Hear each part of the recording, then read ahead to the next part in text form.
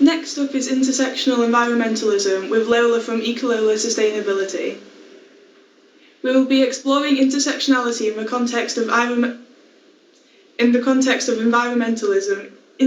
Sorry. You're gonna have to start that. Yeah. So we will be. We will be exploring intersectionality in the context of environmentalism. Intersectionality argues that there are multiple aspects to humanity, including race, gender, class, sexual orientation, age, body type, and many more, and these aspects don't exist separately from each other. They are inextricably linked, meaning that individuals whose identities overlap with a number of these minority classes will face many more threats of discrimination in their life. Intersectionality is vital to environmental activism because we must be aware of how environmental issues affect people across the world and across the identity spectrum if we want real solid change.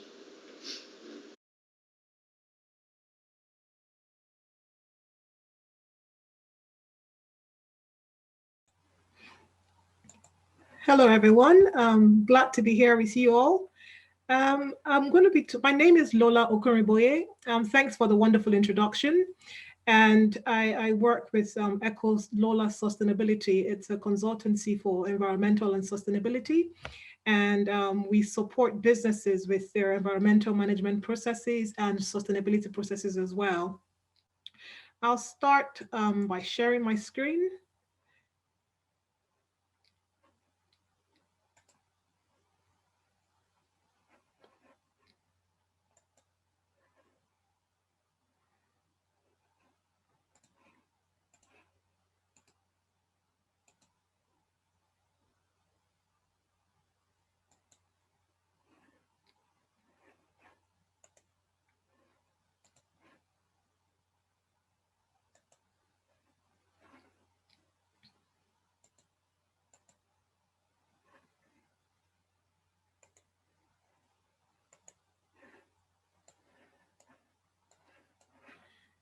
Can you see my screen?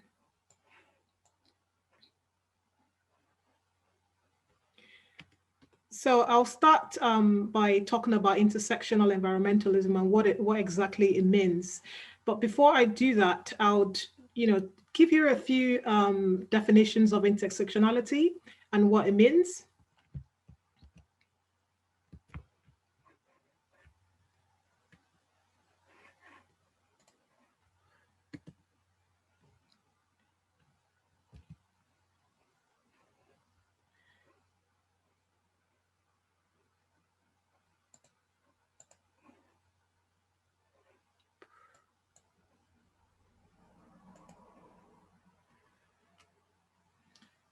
Just a minute, please.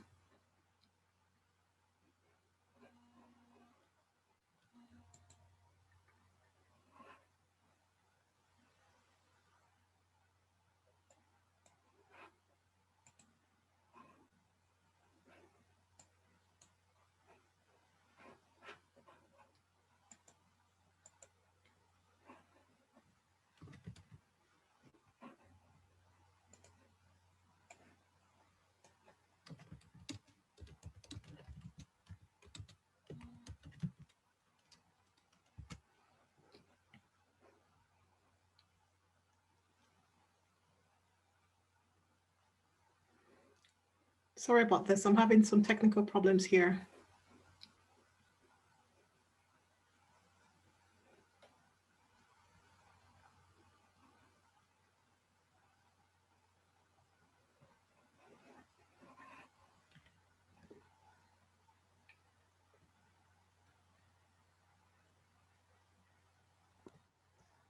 Hi Lola, if you could go up to share your slides. Okay. And then if you stop screen sharing and re-screen share, and then when you choose to screen share your presentation rather than PowerPoint. That will hopefully work then. Okay, so when I go to just share my presentation.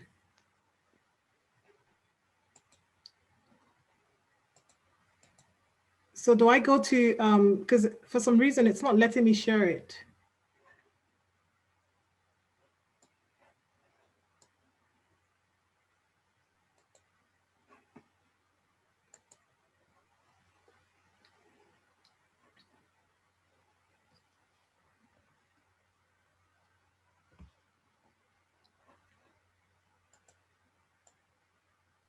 Great, you're up and running again. So can you see my slides now? Yes. Perfect. Thank you so much. So sorry about the technical difficulties. I just wanted to define intersectionalism and what exactly it means. So this concept was, it's a theory that was officially created by a lady. She's a civil rights advocate called Kimberly Crenshaw. And the concept existed even at least from the 1800s. And it argues that there are multiple aspects to humanity. So it means that we don't actually just exist as a race or gender. So every part of our lives are interlinked. We don't exist separately from each other, and every identity interlaps. So your sex, for example, I'm female, I'm Black, I'm heterosexual. So and my age as well. So it just depends on what of the field you fall into. This intersectionalism is also defined by Davis of 2008. It's an interaction between your gender, your race, and it affects all aspects of your life as well. I was going to share a video at the end, but I'll just tell you why it's quite important. As you can see in the slide, on this slide here, it talks about differences in your identities and how it actually, works for you and against you.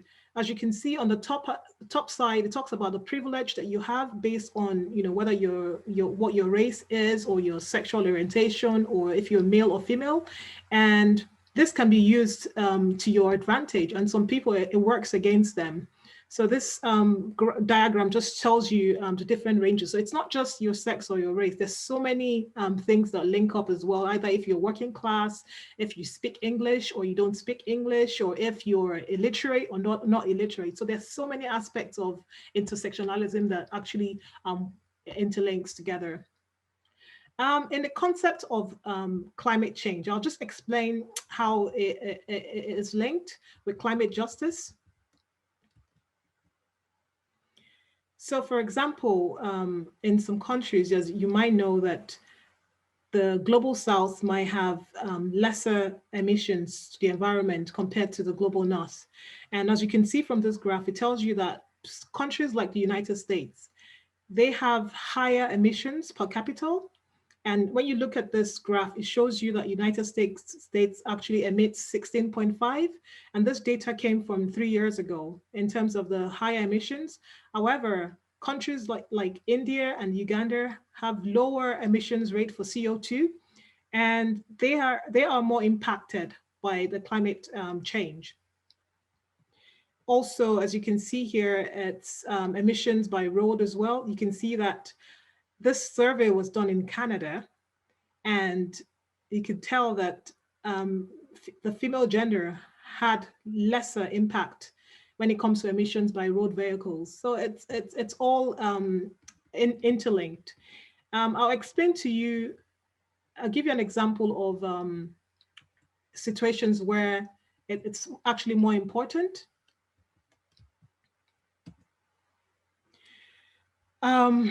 There's a link also between intersectionalism and climate justice. So climate justice, it recognizes that we as humans, we're responsible for the impact of greenhouse gases. And the emissions of these gases are actually impacting people that are the poorest, the people that are most vulnerable in the society, like disabled people, or it also critically addresses inequality and promotes transformative approaches. And this definition is actually given by the Center for Climate Justice.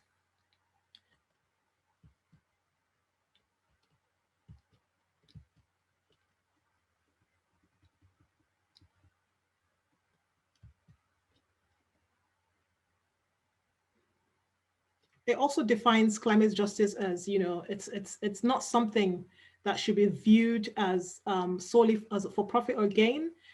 The climate change has a serious consequence for the society.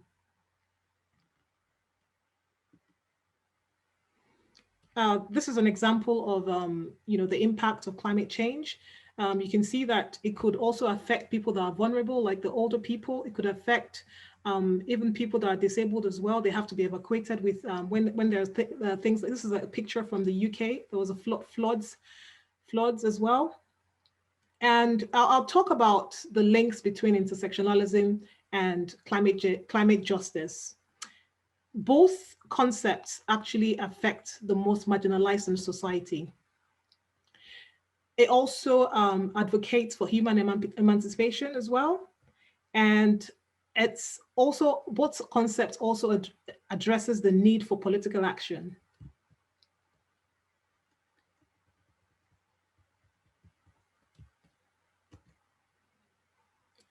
Then this brings me to the definition of intersectional environmentalism and what it means.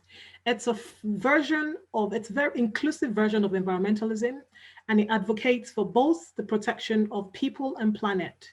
It means that it identifies ways whereby injustice is being, happening to marginalized communities and the earth. It tells you that it's all interconnected. It brings the injustice to the limelight. It lets people know that there's some communities that are more affected by climate change than other communities. And it does not minimize the silent social inequality that exists with climate change. I'll give you some examples of where you can tell that intersectionalism is important to an environmental world. These are two pictures of a car. When you see this car, what comes to your mind? To me, this is an electric vehicle, and you can tell that it's very good for the environment. It's got no CO2 emissions or less CO2 emissions. However, when you go to the market to buy one, you can tell that it's a lot more expensive than an average car. So it kind of shows that sometimes there's this inequality in the sense that not everyone can afford an electric vehicle, but we can all do our best to reduce our emissions by using other means, like not driving as much as you can drive. For example, there are a lot of companies out there as well who are packaging greening the society. It's like called greenwashing. So it's not really they're not really doing much to reduce the emissions or reduce the impact on the environment, but making it look like it's green. So we have to be careful in looking at all these products and things that we can do to reduce the environment, make sure that it's actually really making an impact. Ableism as well is an example. We know that we had a recent, in the last few years, we're all reducing our single-use plastics, which has been very good.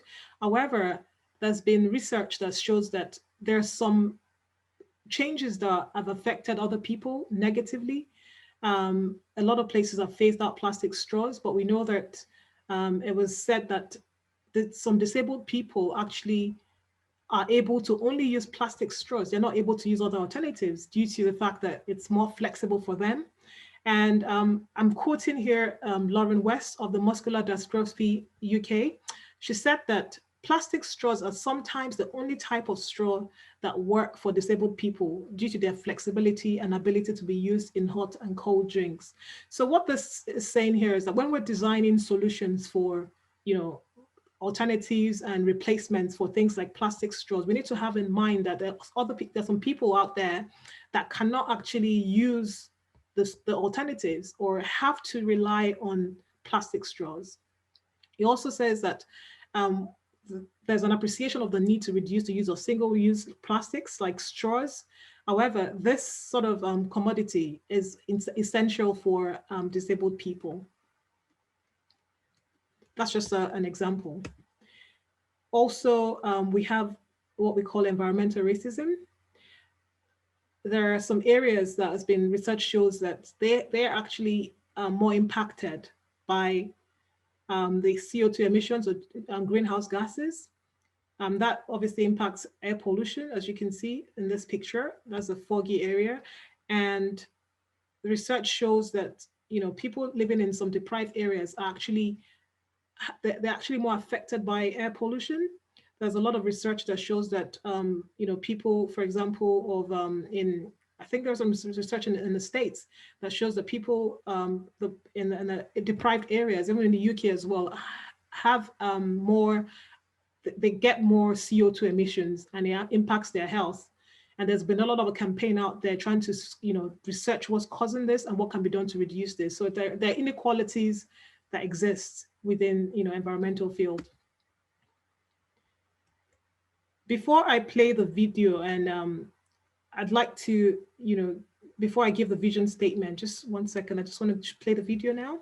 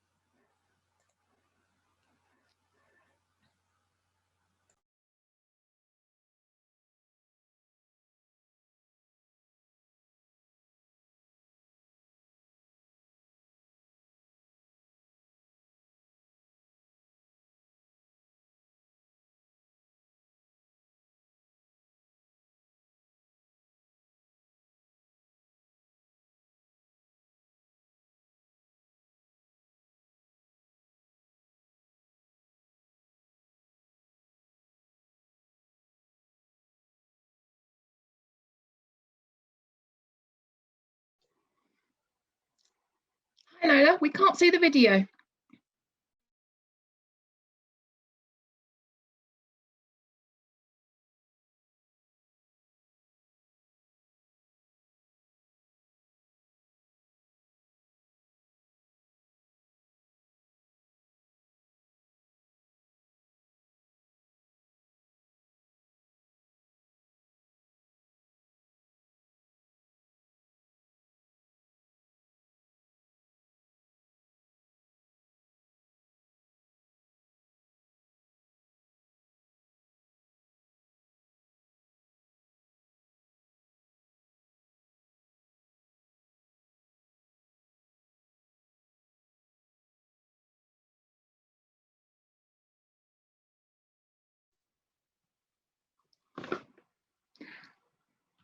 Hi Lola, I think we're having some technical difficulties. Are you still with us? We can't see the video. It's saying I can't hear. Okay, 1 moment. Could you try again now? Okay.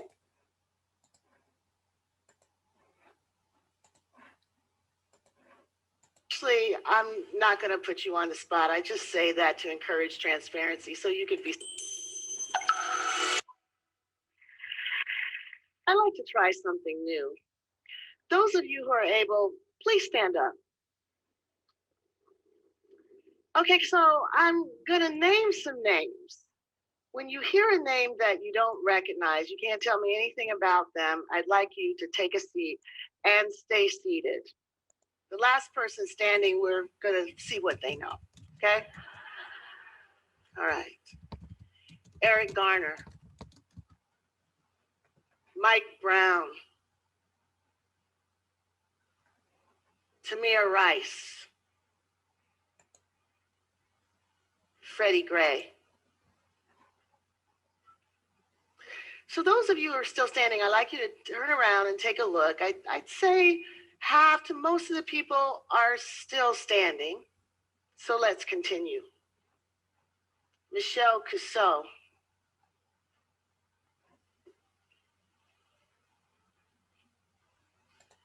Tanisha Anderson.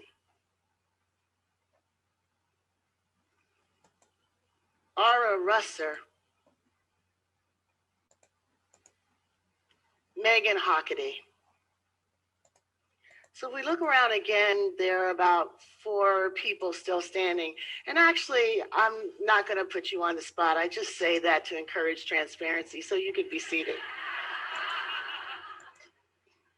So those of you who recognize the first group of names know that these were African Americans who've been killed by the police over the last 2.5 years. What you may not know is that the other list is also African Americans who have been killed within the last 2 years. Only one thing distinguishes the names that you know from the names that you don't know: gender. So let me first let you know that there's nothing at all distinct about this audience that explains the pattern of recognition that we've just seen. I've done this exercise dozens of times around the country. I've done it to women's rights organizations. I've done it with civil rights groups. I've done it with professors. I've done it with students. I've done it with psychologists. I've done it with sociologists. I've done it even with progressive members of Congress. And everywhere, the awareness of the level of police violence that Black women experience is exceedingly low. Now, it is surprising, isn't it, that this would be the case? I mean, there are two issues involved here. There's police violence against African Americans, and there's violence against women, two issues that have been talked about a lot lately. But when we think about who is implicated by these problems, when we think about who's victimized by these problems, the names of these Black women never come to mind. Now, communications experts tell us that when facts do not fit with the available frames, people have a difficult time incorporating new facts into their way of thinking about a problem. These women's names have slipped through our consciousness because there are no frames for us to see them, no frames for us to remember them, no frames for us to hold them. As a consequence, reporters don't lead with them, policymakers don't think about them, and politicians aren't encouraged or demanded that they speak to them. Now, you might ask, well, why does a frame matter? I mean, after all, an issue that affects Black people and an issue that affects women, wouldn't that necessarily include Black people who are women and women who are Black people? Well, the simple answer is that this is a trickle-down approach to social justice, and many times it just doesn't work.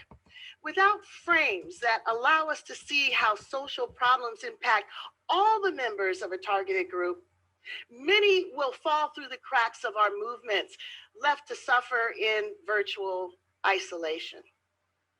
But it doesn't have to be this way. Many years ago, I began to use the term intersectionality to deal with the fact that many of our social justice problems like racism and sexism are often overlapping, creating multiple levels of social injustice. Now, the experience that gave rise to intersectionality was my chance encounter with a woman named Emma DeGraffenreid. Emma DeGraffenreid was an African-American woman, a working wife, and a mother. I actually read about Emma's story from the pages of a legal opinion written by a judge who had dismissed Emma's claim of race and gender discrimination against a local car manufacturing plant. Emma, like so many African-American women, sought better employment for her family and for others. She wanted to create a better life for her children and for her family. But she applied for a job and she was not hired. And she believed that she was not hired because she was a Black woman. Now, the judge in question dismissed Emma's suit. And the argument for dismissing the suit was that the employer did hire African Americans and the employer hired women. The real problem, though, that the judge was not willing to acknowledge was what Emma was actually trying to say, that the African Americans that were hired, usually for industrial jobs, maintenance jobs, were all men. And the women that were hired, usually for secretarial or front office work, were all white. Only if the court was able to see how these policies came together would he be able to see the double discrimination that Emma DeGraffenreid was facing. But the court refused to allow Emma to put two causes of action together to tell her story because he believed that by allowing her to do that, she would be able to have preferential treatment. She'd have an advantage by being able to have two swings at the bat when African-American men and white women only had one swing at the bat. But of course, neither African-American men or white women needed to combine a race and gender discrimination claim to tell the story of the discrimination they were experiencing. Why wasn't the real unfairness law's refusal to protect African-American women simply because their experiences weren't exactly the same as white women and African-American men? Rather than broadening the frame to include African-American women, the court simply tossed their case completely out of court. Now, as a student of anti-discrimination law, as a feminist, as an anti-racist, I was struck by this case. It felt to me like injustice squared. So first of all, Black women weren't allowed to work at the plant. Second of all, the court doubled down on this exclusion by making it legally inconsequential. And to boot, there was no name for this problem. And we all know that where there's no name for a problem, you can't see a problem. And when you can't see a problem, you pretty much can't solve it. Many years later, I'd come to recognize that the problem that Emma was facing was a framing problem. The frame that the court was using to see gender discrimination or to see race discrimination was partial and it was distorting. For me, the challenge that I faced was trying to figure out whether there was an alternative narrative, a prism that would allow us to see Emma's dilemma, a prism that would allow us to rescue her from the cracks in the law, that would allow judges to see her story. So it occurred to me, maybe a simple analogy to an intersection might allow judges to better see Emma's dilemma. So if we think about this intersection, the roads to the intersection would be the way that the workforce was structured by race and by gender. And then the traffic in those roads would be the hiring policies and the other practices that ran through those roads. Now, because Emma was both Black and female, she was positioned precisely where those roads overlapped, experiencing the simultaneous impact of the company's gender and race traffic. The law was like that ambulance that shows up and is ready to treat Emma only if it can be shown that she was harmed on the race road or on the gender road, but not where those roads intersected. So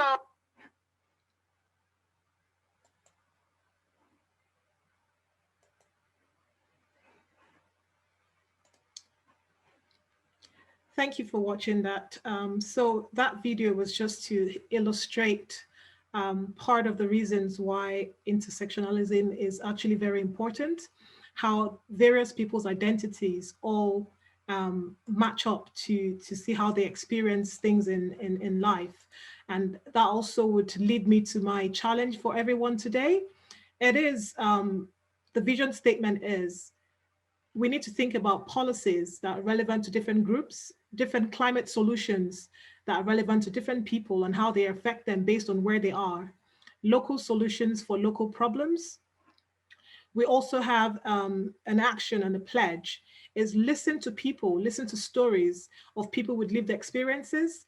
Different people have different experiences and they experience things differently based on where they are, based on their class, their age, their social economic statuses, or even their identity as well. So it's very important to have various climate solutions to different people. It has to be tailor-made for each group of people. Also, another action and pledge I would like to put out there is it's important that we put pressure on our leaders to make real long-term policies that are relevant to various groups of people. Also engage with people around you and share your learnings. For example, with this Youth Climate Summit, it's a very important cause, and it's important that we share this information throughout the few days that we're on this summit to people around us, and let people learn as well. And one other thing, final challenge from me here is to not shame people for not taking some actions. The example I gave about the disabled people that are not able to use plastic straws, do not shame them that they cannot use plastic straws. People have different reasons why they can't do some certain things. As long as they can take little actions and other things that to actually reduce their impact on the environment and on the climate as well. The call for me for world leaders is they should make intersectional approaches and research to climate solutions. The solutions need to be intersectional for everyone, and ethics-based approach as well to climate change. And that's my conclusion for today. Any questions for me today? I'm free to answer questions. We have a few more minutes to take questions. Thank you.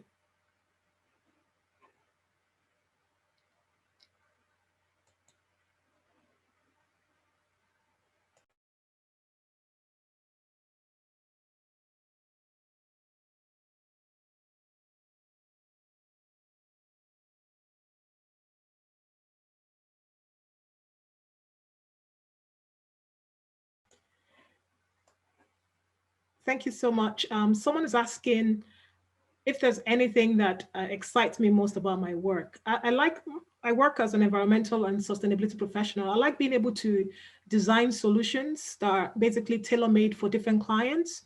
For example, there are some clients that just want you to help them reduce their carbon emissions.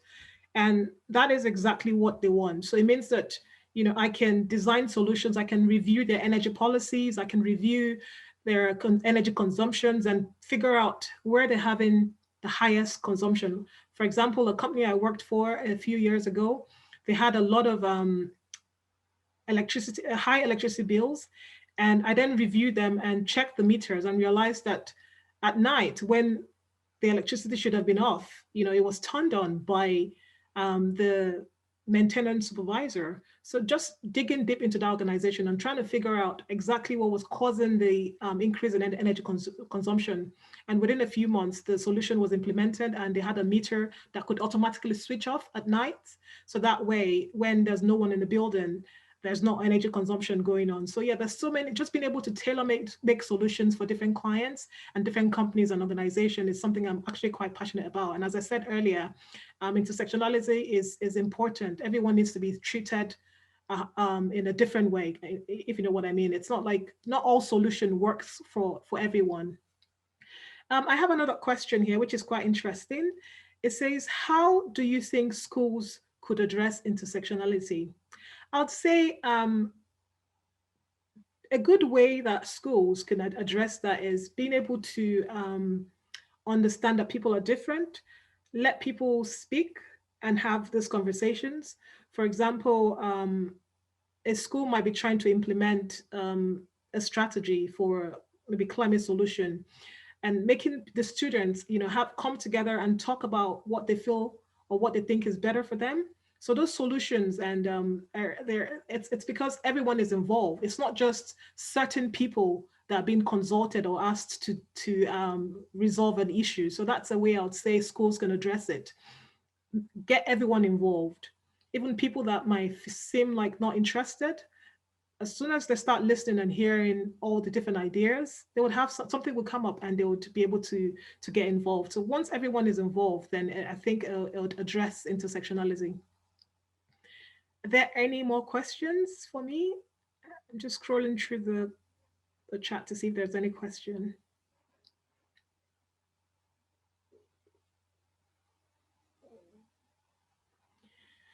One change that I would like the government to make is addressing the areas that need more focus on. For example, there's some areas in the UK that have higher emissions. So being able to address this based on your location, based on your, like I would say here in other countries, there's a 2050 target to reduce, to get to net zero emissions. I believe that that target shouldn't be the same for all countries. I know not everyone agrees with me, but I don't see any reason why. It's a very controversial issue why countries like the UK, the global north, would have the same targets as countries like the global south, because they have issues like, more pressing issues in their own sense. But, you would not expect someone who's, contributed more to an issue negatively to have the same equal strengths to be able to tackle those issues. So I would say the global north should have more stringent targets than the global south. I'm not sure if you all agree with me, but that's what I believe, and that's what I think the government can do. Does anyone have any questions again for me? Thank you.